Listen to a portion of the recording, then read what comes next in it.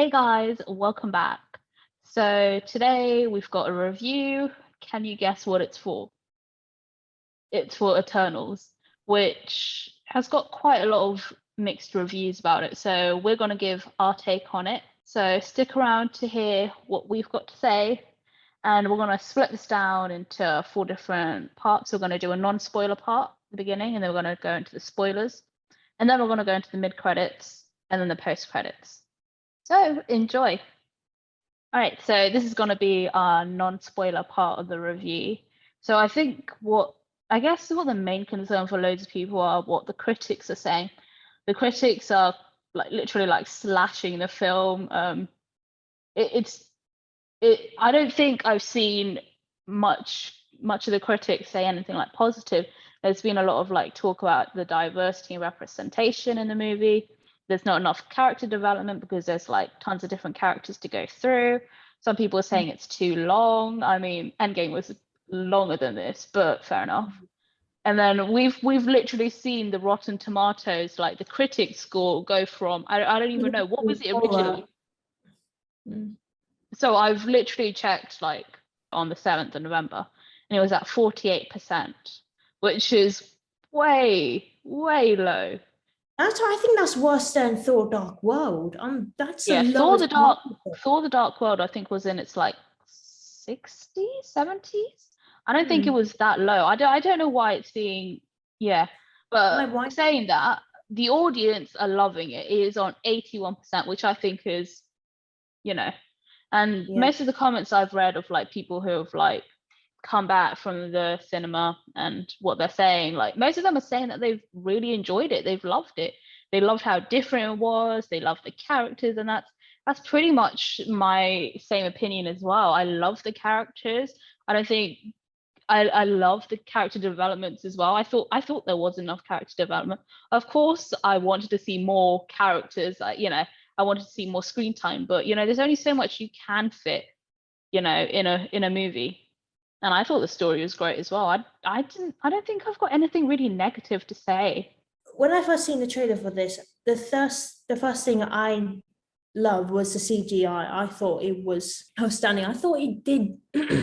I thought it used really well on the technology around it, and it was really creative at the same time. And as a film person, and I did textile, I really love the costumes and the tech design on all the characters. The writing on it kind of reminds me a bit of Doctor Who because it had like similar writing that kind of shows the characters that they're from outer space. They're very different and unique. And when I was watching the film, I actually did enjoy seeing because they did say it's going to be a different kind of Marvel film, and that's what I think everybody kind of wants, because it doesn't want to be just the same similar like story beats about like person becomes a hero, faces challenges. I mean, it maybe wants something else different, like this one, aliens from outer space comes to Earth, interact, and then the creatures that have to fight. It's different, but it's a good different. I know some people might take that on a bad approach, but it was actually a very unique one in my view. So yeah, I completely agree. You're right. I think mentioning change, I think a lot of people, I mean myself, I don't really like change, but I feel like for movies especially, change is important. Otherwise, it gets boring because you're just seeing the same story play again and again. So I also love how what is also unique about this film is not because they brought like a first like gay couple into the film, but they also brought in like a deaf character in it, which I think is very like a much bigger approach, which I think it speaks out to like people with disability, that even superheroes have like a disability, but they are still strong and powerful. So it speaks out to all like diversity, which I personally love that they done that. They took that risk, but not like a risk, but like they made that decision, and it was a right decision. Yeah. What I like is that they gave Makari enough screen time as well. They didn't make it like short or anything. They made it enough. We didn't see like a little bit of her because she's different. we saw a lot. Okay, not a lot, but I think we saw a good amount of her, right? Okay, so we're gonna move on to our spoiler review. So stop here.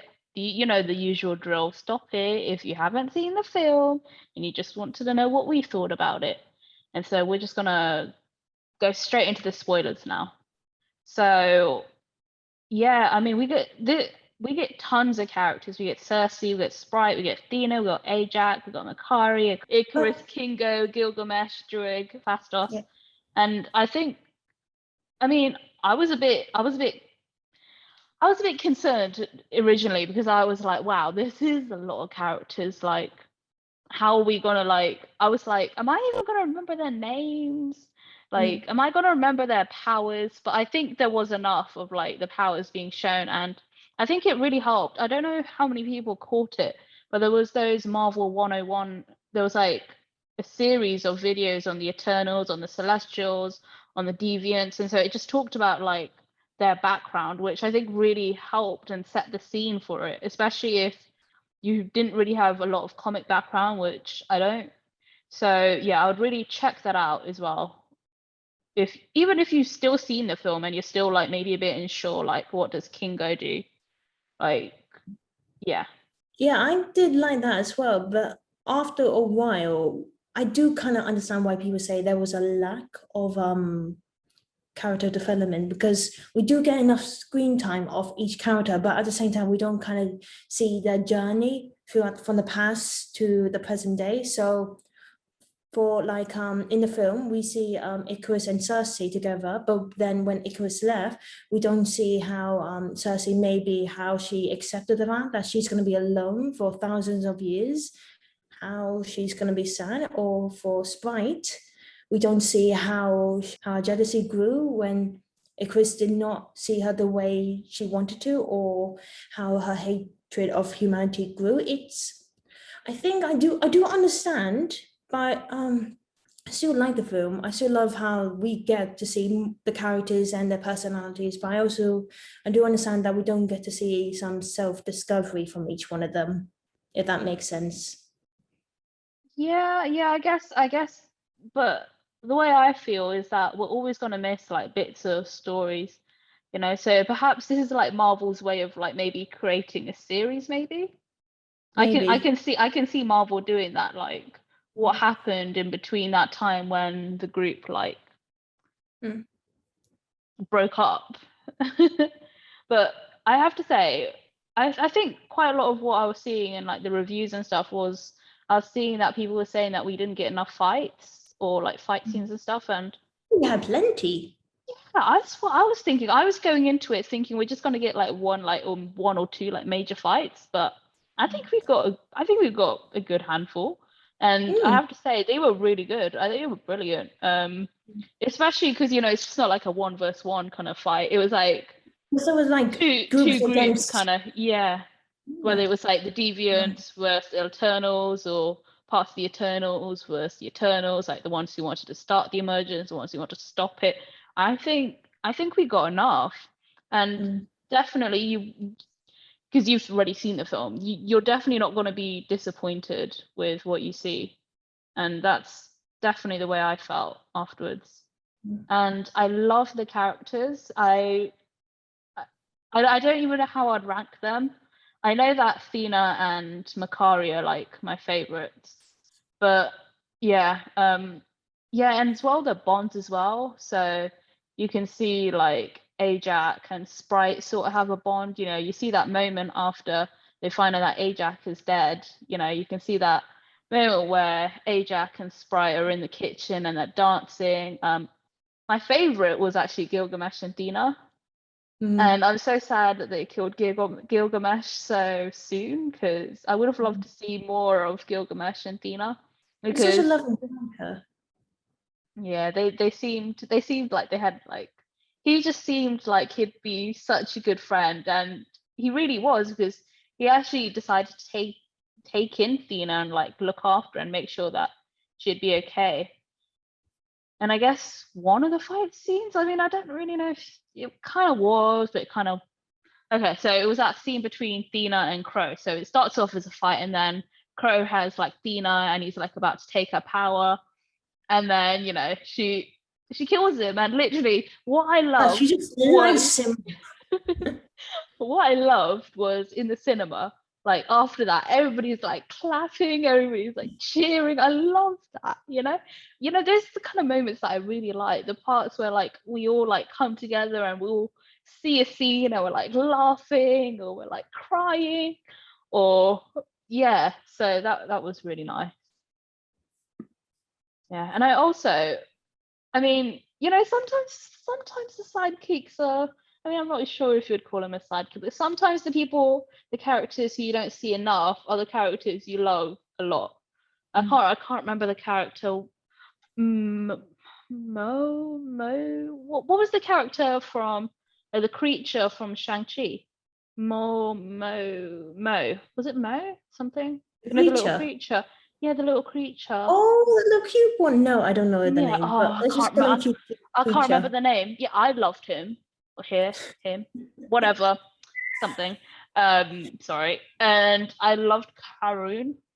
And I just thought he was a good addition, and he just added quite a bit of. He added fun into there. I have to say, like this movie has. I don't think it has a lot of like funny parts, but I think when you do get the funny parts, they're really funny, and he really stood out for me. Him and his like many cameras, which I'm not sure where he poured out of, but yeah, he was really good. So hopefully, I mean, they did say at the end like the Eternals will return. So hopefully in Eternals 2 or whatever project we're gonna see next with them in, hopefully he will make an appearance as well. Because him and Kingo as well, like it's a good pairing. Yeah.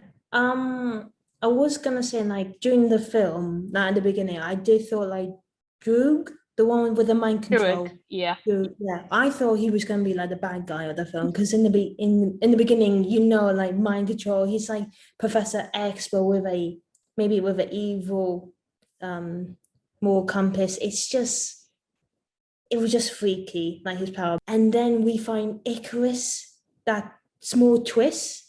I was like, oh shit. And he was the one who killed Asia. I'm like, oh hell no. Yeah, no. I was like, Cersei, do not go with this guy. I know you're married to him. You probably haven't signed a divorce or anything, but still do not go with this guy. I mean, I didn't like him at the beginning. I thought he was actually quite a good guy, but then he's willing to kill an entire planet. And that leads to my other point. The mid twist where Cersei talks to the leader, his name was Arashim. So yeah, I thought that was a quite good background, just like a background twist, but I felt like that was too soon. I felt like they should have saved that big twist, like their past in the end, like near the final battle or something. But then they wouldn't have. But would they have like been battling so much then? Because they wouldn't have realized. Yeah, I know. I just feel like there's usually like a big twist, like near like before the final battle. Like I didn't know, maybe it was too soon. I'm not sure. That was just my feeling, but it was a good twist, like learning about, and it was good to know their origins more, about who they are and how they were made. And one other thing, I know Icarus, like he was a good bad guy, but one thing I didn't like, and this is for all Marvel films, is that we lose a villain so quickly in the films, because I want to see more of Icarus, like maybe in a few sequels, like maybe Cersei can't like meet again, and like she pushes him away because she knows he did wrong. So when he committed suicide, I thought, oh, okay, so he's like, he does feel guilty, but still, I didn't want to lose him so easily, if that makes sense. See, that was going to be one of my points. My question was going to be, is Icarus dead? Because you're right, he flies into space and he goes directly into the sun. I mean, I doubt he survived it, but we've seen it in Marvel movies. We see characters who die and then they come back. you know, like Loki is like the best example. So I kind of have a feeling maybe he isn't dead. Maybe something happened. But I don't know, maybe that's just me being very paranoid from all of the Marvel movies I've watched. But yeah, that was going to be my question. So let us know down below. Do you think Icarus is actually like dead, or who knows? did he survive? Spy, I do kind of feel bad for her because like what she was mentioned in the mid-film, like she would describe as Tinkerbell, like because she loves someone but she can't be with him because she will be forever as a child. She'll watch people grow up and fall in love and die. She can't have any of that. And I did kind of hate her for what she did in the film, like a little like mean person, but I do feel bad, like her being in that situation, and I'm glad she turned herself. She gets the chance to be human and do all the things she wants. But does she have her powers, like still, or that's what I want to know too. Or maybe she might. There's no saying it, but she could. Or maybe her powers are different. Maybe she's. I don't know. She kind of reminds me of a mini Loki, to be honest, because she can do like so many manipulation, creative things. Yeah, if she and Loki meet, they would be good buddies. Could you imagine her, Spite and Loki on the Adventure in the Universe or something? That'd be so cool. There you go, potential Marvel series. I also kind of like the switch between the past and the present because it would make sense for the twist when we found out that Icarus betrayed the group and killed Ajax, because then we learned how she died and why she died and why Icarus did that. So, and we also could see why things happen in the present, so like why they split up in the first place, what's their personalities like before we met the rest of the group. Yeah, so I'm just going to talk about like that final kind of scene, like just before the mid-credits. So we see that Cersei, Phastos, and Kingo like stay behind to keep an eye on Earth, while Makari, Druig, and Thena leave Earth on the Domo. So we'll go into that part a little later because that goes into the mid-credits. But so Ereshkigal is actually, like in the comics, he's actually known as Ereshkigal the Judge. So he is actually known for judging like the worthiness of civilizations, like do they deserve to live, do they did not. So Ereshkigal takes Cersei, Phastos, and Kingo and says that since they've like decided that Earth is actually worthy of being saved, and so because they actually stopped a Celestial from being born, he's going to access their memories and see whether they were right to do so. And so he's going to return back to make that judgment himself. So the thing is, though, because they've been on Earth for like over 7,000 years, so their memories contain so much history, so much human history, and we know that in human history, there's been loads of wars, there's been loads of fights. You know, there isn't peace to this day anyway. So we know there's going to be so many horrible, devastating things in our history, and so the question is like, what's going to happen? Will Ereshkigal like believe that Cersei, Phastos, Kingo, and the others were like right to like save Earth, that we were worthy to be saved, or will he come back and go, no, Earth is full of horrible humans who don't deserve to live, which I feel is probably going to set up Eternals 2, along with, you know, the mid-credits scene and the post-credits scene as well. But yeah, so I feel like that was quite a nice, that kind of felt like a mid-credit scene for me as well, kind of at that point. But yeah, so that's really exciting as well, because we get to see a bit more of Ereshkigal as well, because we don't really, I didn't know that he was the judge, but it makes sense then. He deliberately went like, he said, I will judge for myself. So yeah, that was pretty cool. All right, so hopefully you enjoyed hearing our spoiler review. So now we're actually going to get into more spoilers, into the, perhaps you could consider it the best part of the movie, maybe. I don't know. The It's definitely setting so, up, you know, the future. Can I just say something? I didn't listen to any of the interviews or the reviews of Eternals. So I would tell you that I was deeply, deeply, deeply shocked when Harry Styles walk into the room and like, what the hell am I watching? Also, I thought I was watching a One Direction concert suddenly appeared into. Oh my gosh, just imagine. You did you think they were like made a mistake? Yeah. Like they'd accidentally I was switched like, what the hell? Like, is this actually happen? I mean, I know he acted in Dunkirk. That was good acting actually, but I never imagined Harry Styles in like this large film franchise, this massive superhero franchise. I'm like, who came up with that idea? Oh, Right. I was speechless. Right. So to set the scene, in case if you've forgotten, which hopefully you haven't because it's such a big credit scene. So we see Thena, Durig, and Makari on their ship, the Domo, on their way traveling to find more Eternals and they want to teach them and tell them about the Celestials and the emergence, like, all of that. So they're then visited by the Eternal Eros, the brother of Thanos, Prince of Titan, and his assistant, a troll called Pip, who offers to help them get their friends back who Arishem has taken. So that's literally what that mid-credits scene. So I mean, there's tons to talk about here because, so I don't know. I didn't know Thanos had a brother, and why is he not purple? Okay, I'll explain that. So, so Eros is also known as Star Fox. I'm not sure what the connection is with the names. I think Eros is actually like his actual name, like Thanos. That was his given name, but I'm not sure what Star Fox. And there's a Mad Titan, like as his like title, and Star Fox is maybe like a superhero name. I'm not sure. So like Grace said, Grace is literally screamed it, played by Harry Styles.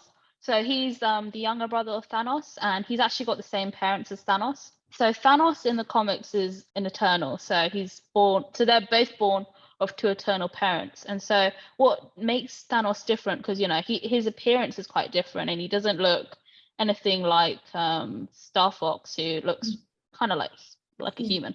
So the difference is that while he is like an Eternal, he also inherited like a deviant gene, which is why he looked differently. So he's kind of like half deviant, half Eternal. So that's like why his appearance looks quite different. Yeah. Can I just say, like, when I heard that, when I heard of like Euros, I instantly was thinking this is somehow linked to Thor Love and Thunder, because we are getting the character Zeus into the film. I thought this is going to be somehow linked to like Greek mythology, because we already got Norse mythology and all that. But then like after a while, I actually kind of like how some of the characters' names are kind of linked to some Greek mythology gods and goddesses. So like Athena is the goddess of war, which is linked to the Greek goddess Athena, and Circe is kind of linked to Circe, who is a witch in the story of Odysseus, where she turns his men into pigs, and it's like Circe in the film where she could turn objects into something else. And Icarus, who is like Icarus, the boy who flew too close to the sun, and we actually see Icarus committed suicide because he went into the sun. And now we got Euros, who is like the name in Greek mythology, he's a god of love, kind of like sexual pleasure. And I think that's why the creators picked Harry Styles for this, because I think they think all the girls and guys would like that. But yeah, I kind of like how they kind of link it to myth, because the Eternals are like gods. They're ancient, they're timeless, they may be like forgotten, they're lost in time, but they're very powerful creatures. So I kind of like how they there's a connection. That's actually quite interesting, because I don't think we ever take into consideration like what the comic creators were like thinking at the time. So to think that they were actually thinking, they were thinking about all these different like mythologies and religions and all these stuff that exist around the world, and to think that they incorporate it into like the Marvel comics is like, it's really cool. But yeah, you're right. So his power is to like make people fall in love with him. So Yeah, he can like that's create pleasure for others. So that's Eo's power in the comics. Like he can. Oh, that is quite a creepy feeling. It's kind of like mind control, but I think he's a yeah, bit of a creeper as well. So you know what? It kind of reminds me of Lucifer, kinda. why? Well, Lucifer kind of has that, that kind of. Okay. I know what you're gonna say, but yeah, but he draws out people's desire. He doesn't make them feel desire like lustfully in a way. Apparently, in the comics, so he's dated quite a lot of Marvel characters because, he's the god of love. I don't know what we want to call him, but Yeah, because like I say, he's linked to Aphrodite. Well, the name sounds like Aphrodite's son, the god of love. So yeah, I think he had a lot of hookups. yeah. So apparently he dated She-Hulk. So maybe there might be a link. Maybe they might get together. We know that we're getting a She-Hulk series. So perhaps. I mean, we don't know. Well, we know Marvel don't go exactly down the comic route, so perhaps not. But I'm sure at some point we'll see. I mean, at this moment in time, what I've heard is that Harry Styles has signed on for like 5 more Marvel movies, which is quite a lot. So I think they're gonna give him quite a big role at some point, which so perhaps Eternals 2, and then chuck a couple of series or maybe like an Avengers. Yeah, so yeah. And so I mean, I don't know, like when I saw Pip first, I kind of thought he was like a crap, what did I say? You thought he was Leprechaun. like I thought he was a leprechaun, but actually he's a troll. So originally actually he wasn't a troll. So he was partying with some trolls and he drank something and then he actually turned into a troll. And then he was exiled from his planet. And then he teamed up with Adam Warlock. Yeah. So that's a big hint for maybe Guardians of the Galaxy Volume 3 or maybe an Adam Warlock movie or series afterwards, because they teamed up. And so I mean, even I think a lot of people were just thinking about Star Fox because, I mean, I don't blame people, but I think Pip the Troll is going to play a part as well somewhere down the line. Definitely, hopefully with Adam Warlock, because that would be quite interesting, Adam Warlock and a little troll like teaming up together. I mean, that sounds pretty cool to me. But yeah. All right, so we were lucky to get in this film 2 credit scenes. So now we're going to move on to the post-credits scene. So I'm just going to give a quick summary. So Dane opens up an old chest inherited from his ancestors that contains the legendary ebony blade. And then there are markings on the chest that say death is my reward. And so he opens it and then we hear a voice saying, "Are you sure you're ready for this yet?" So yeah, take it away, Grace. So when I first heard that voice, I instantly thought maybe it was like Nick Fury, maybe coming down, asking Dave to maybe join Agents of S.H.I.E.L.D. or Avengers or anything. Or maybe it was Sam, I didn't know. But when I research and I search and like there was this actor, I'm like, wait, he sounds familiar. And during that time, I was watching Luke Cage and I'm like, oh, and I heard rumors, and then I instantly knew. I'm like, holy shit, it's Blade!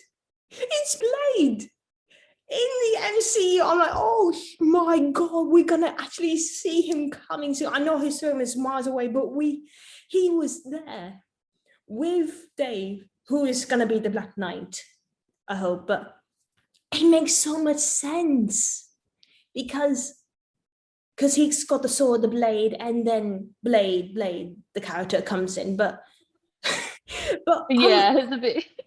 But there was so many things. I was already shocked from the Harry Styles cameo, so I was still quite speechless knowing that this, like, we already knew like Blade from his original films before, but I never thought we'd get to see him, like hear him so soon.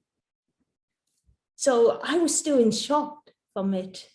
Yeah, so on the day the movie came out, I think Chloe, the director, like gave like an interview, and she said that the off-screen voice was Blade, and apparently Blade is like one of her favorite Marvel characters. So I think that's quite nice. But yeah, I mean, there's not much to know about Blade. I guess all that we could probably take away is that at some point Blade and Black Knight, aka Dane, are gonna be like working together. So, and it also kind of seems like Blade knows about the Ebony Blade as well, because he's like, "Are you sure you're ready for that?" So it seems like he has some sort of history with the Black Knight as well. So I think maybe we'll get more in when Blade comes out, whenever that is. I can't remember what year now, but yeah. So basically, the first Black Knight like started off with one of Dane's ancestors. So it's like a family kind of thing. So he was murdered, and then it gets passed on to the next person, until it got to Dane's uncle, which is actually who I thought was the voice. I thought that was Dane's uncle asking his nephew, like, "Are you ready?" So that was a big surprise as well. So Dane's uncle actually was a villain. So in the comics, he was actually wounded by Iron Man, and then he told Dane everything and asked him to atone for his mistakes, because as a villain, you know, you do a lot of questionable things which you definitely shouldn't do.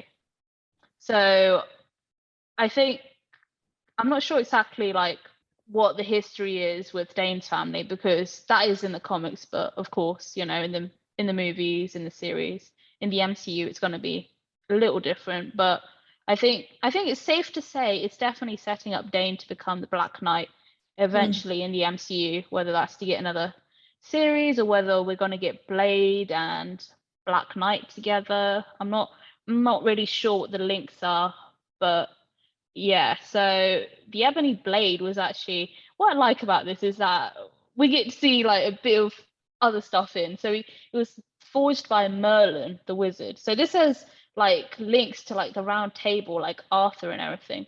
So the blade is enchanted to like cut through any object.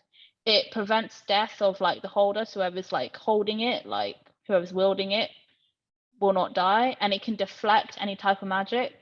But the thing with the blade is that it's like cursed. It like corrupts any user, and so it'll create like a lust for violence, bloodshed, and death. So, you know, literally like bad stuff. So I think that's why like Blade was like, "Are you sure you're ready for it?"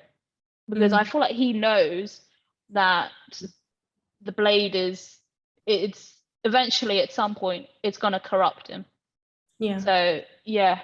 One kind of theory or wish I hope will happen soon, because we know that Dave and Icarus, both the actors, are from the TV show Game of Thrones, and I can see like if Dave is going to see his uncle or like maybe an ancestor or something, I kind of pray it will be someone like Charles Dance, who is also in Game of Thrones, and he's also, you might know him from Me Before You, the dad. I don't know why. I just kind of see him like he's all serious, and he does look good in a night suit. So I don't know. I just got a feeling he's gonna be like a cameo or something. That's kind of my wish for if we do see him as the uncle. So guys, we really hope you enjoyed that video. Please leave a comment down below about your thoughts on the film, whether it was worth watching or maybe the critics were right. Make sure you like, subscribe, and hit that notification bell. And check our other videos, our previous Marvel debates, and our next review on the Disney film Encanto. And so see you next time. Bye. Bye.